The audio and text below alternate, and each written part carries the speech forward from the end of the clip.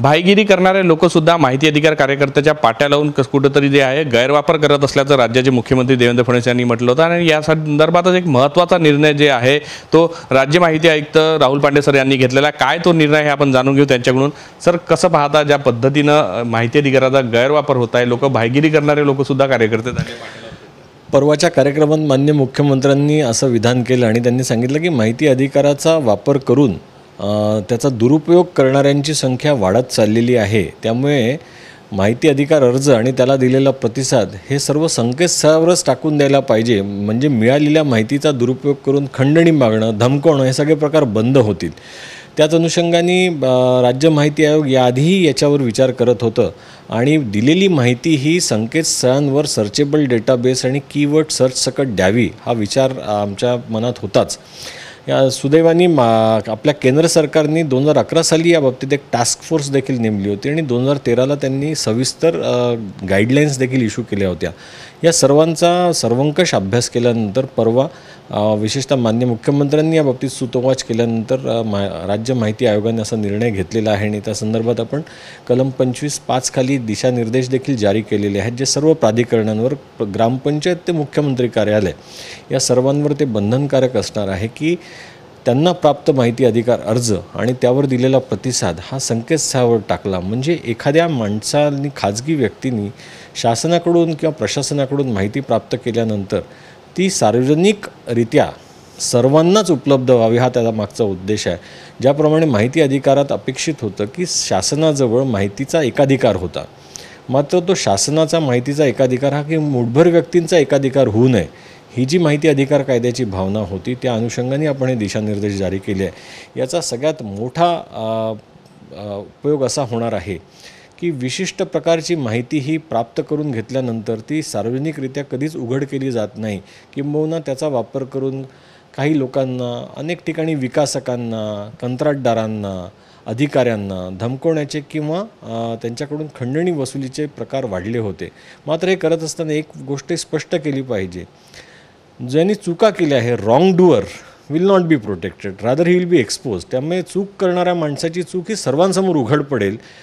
माहिती अधिकाराचा वापर करणारे काही लोक हा चुका करणाऱ्या लोकांना अचूकपणे हेरून त्यांनी केलेल्या चुकांचे कागदपत्र गोळा करायची आणि मग त्याचा सार्वजनिक हितात वापर न करता त्यांच्याकडून खंडणी वसुलीचे प्रकार वाढले होते। या बाबतीत आपल्या सगळ्यांना, आपल्या सर्व माध्यम समूहालाही, माध्यम समूहात आपल्या ज्या बातम्या येतात त्यावरून आपण सगळेजण सर्व विदित आहात। या निर्णयाने आम्हाला अशी अपेक्षा आहे की माहिती अधिकाराचा दुरुपयोग करण्याची प्रवृत्ती जी काही घटकांमध्ये होती त्याला परमनंट चाप बसेल।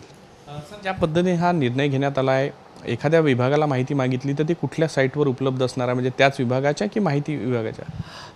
याही बाबतीत आम्ही शासनाशी संपर्कात असून जे आपले सरकार पोर्टल आहे त्यावरच जर एक सेंट्रलाइज्ड RTI डेटाबेस जर करता आला की सर्व प्राधिकरणांकडे मागितलेली माहिती आणि त्याला दिलेला प्रतिसाद हा जर सर्वत्र उपलब्ध झाला तर ते फार चांगलं होईल। त्याला 2 मर्यादा अशा आहेत की एक तर ते इंटिग्रेशन व्हायला वेळ लागेल, खर्चिक होईल। दुसरं, ज्या छोटे प्राधिकरण आहेत ते तेवढेसे तंत्रस्नेही नाही आहे, म्हणजे टेक्नोसॅव्ही नाही आहे। याशिवाय आपल्या राज्याची राज्यभाषा ही मराठी असल्यामुळे आणि दिलेले बहुतांश प्रतिसाद हे मराठी भाषेत असल्यामुळे त्या सर्च इंजिन्स तेवढे चांगले बनवणं आणि त्याचा लोकांपर्यंत कुठेतरी जनजागृती करणं हे देखील 2 आव्हानं आमच्या पुढे आहेत। सर, कशा पद्धतीने हे सगळे गुंता आहे तो सोडवण्याचा प्रयत्न केला जाणार आहे आणि केव्हापासून याची अंमलबजावणी? मला वाटतं हा फार काही गुंता नाही आहे, कारण स्वतः माननीय मुख्यमंत्र्यांनीच या बाबतीत पुढाकार घेतला असल्यामुळे आणि त्यांनी त्यांच्या प्रशासनाला दिलेल्या पंचसूत्रीमध्ये देखील माहिती अधिकार कायदा आणि सेवा हमी हक्क कायदा यांना सर्वोच्च प्राधान्य दिलं असून पारदर्शी, तंत्रस्नेही आणि लोकाभिमुख अशा प्रकारचं प्रशासन राबवून तिथे लालफितशाहीला कुठलाही थारा राहणार नाही क्लिअर केलं असल्यामुळे आणि माहिती अधिकारासंदर्भात परवा त्यांनी स्वतः सर्व वरिष्ठ अधिकाऱ्यांच्या उपस्थितीत या बाबतीतलं जे वक्तव्य केलेलं आहे, मला अशी खात्री आहे की माननीय मुख्यमंत्री आणि विद्यमान मुख्य सचिव यांच्या नेतृत्वाखाली प्रशासन अतिशय गांभीर्याने याची अंमलबजावणी करेल आणि याचे सकारात्मक परिणाम आपल्याला अगदी लवकरच पाहायला मिळतील। सर, आपण अनेक ठिकाणी काम केलं माहिती आहे, आता राज्य माहिती आयुक्त म्हणून आपण काम पाहतात। असे प्रकार कानावर सुद्धा आले असेल की अनेक लोक खंडणी मागतात, तक्रारीचे प्रकार सुद्धा कानावर आले? मी मागे नागपूर, अमरावती आणि छत्रपती संभाजीनगर या खंडपीठांचा अतिरिक्त कार्यभार जेव्हा माझ्याकडे होता तेव्हा मी सर्वांना सार्वजनिक अपीलच केली होती की ज्या लोकांनी माहितीच्या अधिकाराचा दुरुपयोग केलेला आहे किंवा एखाद्याला खंडणी मागितली आहे तर त्यांनी बिनदिक्कतपणे याची तक्रार करावी, किंबहुना अशा खंडणीखोर लोकांविरुद्ध गुन्हे दाखल करावे अशी मी जाहीर मागणी केली होती. असं आपण पत्र देखील सगळ्यांना दिलं होतं. त्याला काही सकारात्मक प्रतिसाद मिळाला असला तरी बहुतांश लोक, विशेषतः व्यावसायिक आणि सरकारी अधिकारी यांनी मात्र अशा प्रकारच्या तक्रारी करायचं टाळलेलं आहे.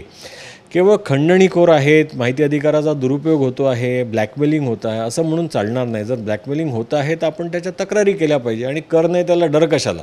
ज्यांनी चुका केल्या नाही तर त्याला कोणी ब्लॅकमेल कसं करू शकतो. त्यामुळे आपण चुका करू नये सगळ्यात पहिलं. आणि नंबर 2, जर आपल्याला कोणी तरी दुरुपयोग करून सतत छळत असेल किंवा आपल्याला काही मागण्या करत असतील तर त्या बाबतीत निर्भयपणे आपण समोरून त्यांची तक्रार केली पाहिजे, तरच आपण काही करू शकू. कारण केवळ खाजगीमध्ये किंवा ऑफ द रेकॉर्ड आणि मला तक्रार करायची नाही मात्र मला असा त्रास होतो आहे असं म्हणून कसं चालणार आहे.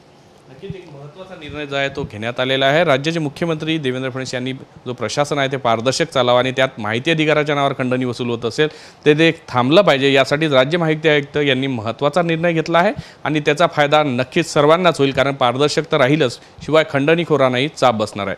व्हिडिओ जर्नलिस्ट सौरभ बोलेसह पराग डोबळे, साम टीव्ही न्यूज, नागपूर. देश विदेशातील प्रत्येक घडामोडींचे लाईव्ह अपडेट मिळवण्यासाठी आता साम टीव्हीच्या सर्व सोशल मीडिया प्लॅटफॉर्मला लाईक, फॉलो आणि सबस्क्राईब करा. तसंच सर्व नोटिफिकेशनसाठी बेल आयकॉन प्रेस करायला विसरू नका.